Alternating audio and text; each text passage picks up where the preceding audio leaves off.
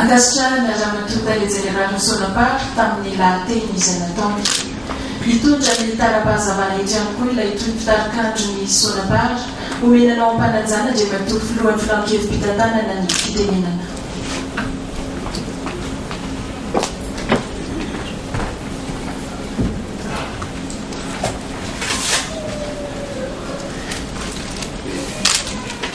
Monsieur le ministre des Finances et des Budgets, ministre des tutelles,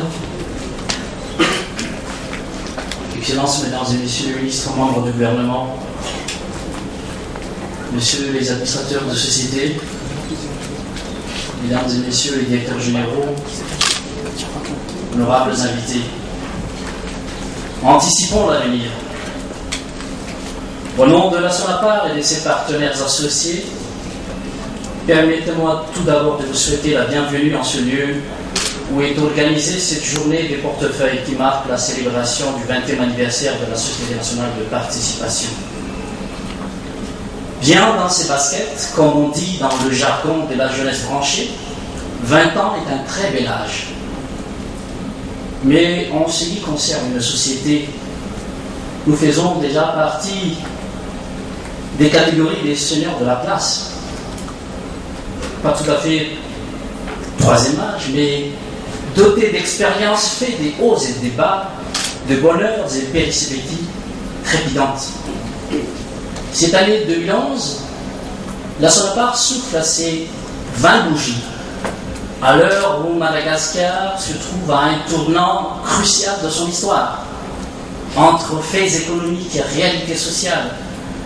L'avènement d'une ère nouvelle ne pourrait être propulsé que par la défense et la relance économique de tous nos secteurs d'activité.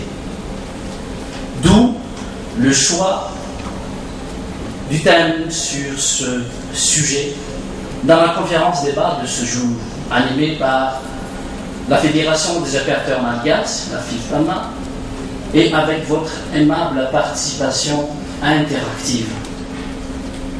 Mesdames et messieurs, vis-à-vis du domaine économique, osons tourner la page d'une crise politique qui n'a que trop duré et allons de l'avant pour bâtir ensemble un avenir meilleur, sinon radieux, pour le bien-être de notre patrie. Madagascar a opté pour le chemin de la libéralisation du secteur commercial à partir de 1988. Depuis 2002, cette libéralisation a été accentuée par l'adoption d'un changement radical dans les orientations de développement économique.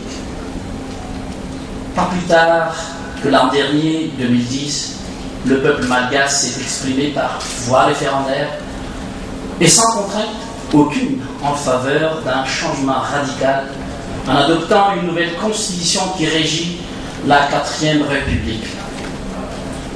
En prenant soin de ne plus réitérer les erreurs d'un passé à jamais révolu, nous devons anticiper l'avenir car notre société est formée d'hommes et de femmes d'avant-garde. C'est ici et maintenant que le futur doit se conjuguer au présent, et c'est bien maintenant ou jamais.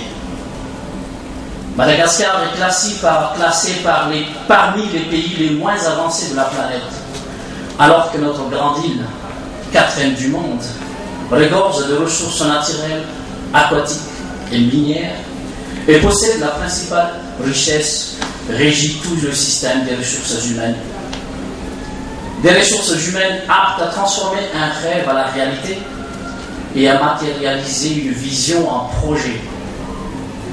Mais si et seulement si nous sommes à l'écoute attentive des doléances du peuple conforme aux réalités de ce pays, il existe une nuance qui change tout entre écouter et entendre. Des simples individus porteurs de projets, comme des opérateurs économiques, créateurs de valeur au sein de la Sonapar, souhaitent vous interpeller, messieurs les hauts responsables et membres du gouvernement ici présents, sur les recommandations, plutôt qu'est-ce qu'ils préconisent dans cette défense et relance économique. L'heure est à l'écoute.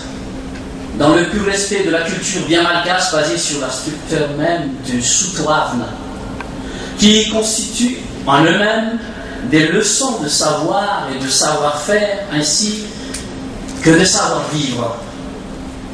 Puissent les échanges de vues effectués lors de cette journée de portefeuille ne se perdent pas comme l'écho de montagnes qui grondent, répètent et se tait à jamais. Que les mesures prises par vous, mesdames et messieurs les autorités, messieurs les administrateurs, à l'issue de cette journée de portefeuille, aient pour conséquence l'apparition des nouveaux circuits commerciaux et financiers, la prépondérance des recettes sur les biens de consommation courante, dans les recettes douanières et l'allègement de la fiscalité sur les biens d'équipement et sur les investissements productifs. Je me permets d'avancer ici, à titre d'exemple, à quelques doléances des opérateurs de PME, petites et moyennes entreprises, et de PMI, petites et moyennes industries de notre grande île.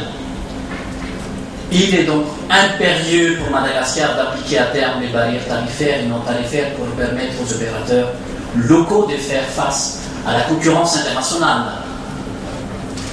Étant donné que l'accès au financement bancaire également est réservé à un nombre réduit d'opérateurs arrivant à répondre aux conditions rigoureuses exigées par les banques, par ailleurs, les taux d'intérêt appliqués sont très élevés, ce qui grève encore plus les charges des entreprises.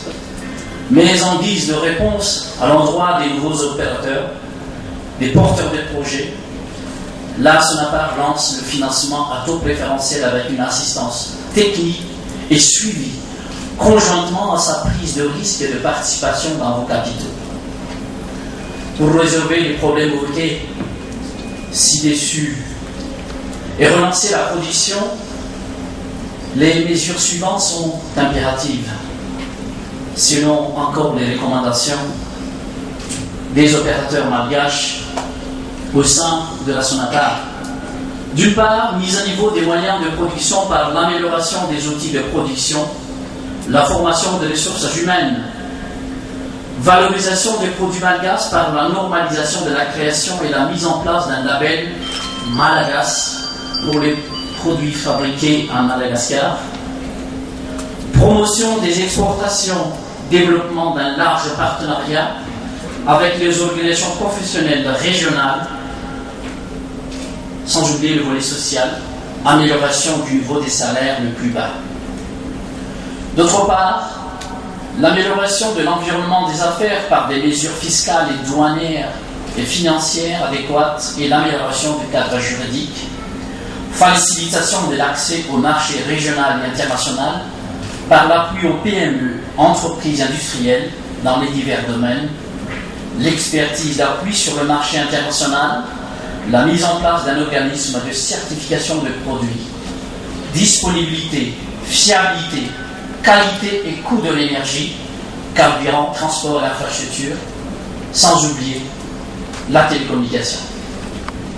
Mesdames et messieurs, comme on le dit dans les jargons journalistiques, la balle est dans notre camp. À nous de travailler en équipe et de marquer des buts pour que notre pays puisse produire en lui-même. Je ne saurais terminer ce discours sans donner un exemple simple, mais qui résume la situation.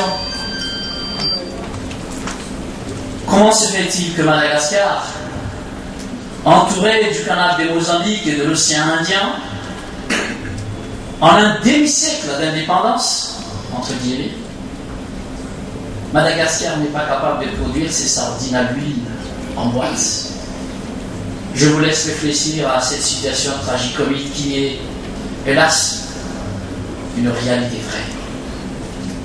Avant de terminer mon allocution, je tiens à remercier vivement Son Excellence M. Angeline Rajoué, le président de la Haute Autorité de la Transition, qui a bien voulu prêter main forte et attention aux doléances des entrepreneurs malgaches au sein de la SONAPAR et de ceux qui tentent de sauvegarder nos entreprises malgaches par cette défense et relance économique. Sur ce, mesdames et messieurs, anticipons l'avenir.